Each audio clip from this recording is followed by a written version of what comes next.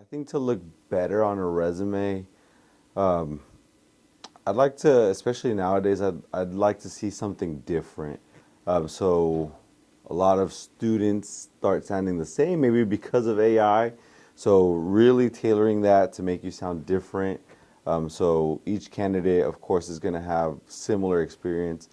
But again, going back to what makes you different, what's going to make you stand out from others. Right. And I actually recommend to our students to use AI, but again, in a responsible way. So there are some tools out there like JobScan and Grammarly and stuff like that that I've recommended to students to use.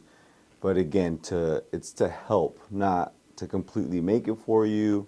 I think of it more as like a editing tool.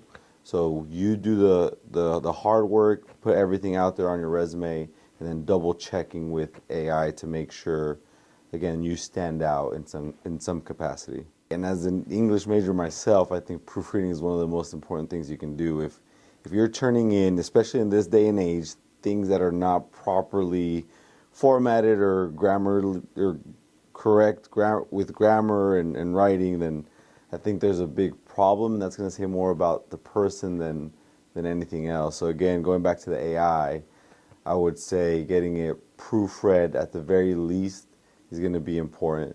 That way, it just says a lot about you that you care, and you're going to go back and edit things and double check on your work. So going back to our soft skills, so attention to detail is going to be huge, and I think most employers would love to have somebody that pays attention to the small details.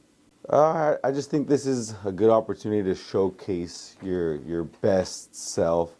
So don't be afraid to boost yourself in there and putting your highlights and kind of bragging about what you've done with your experience. So again, it's okay to brag about yourself in your resume.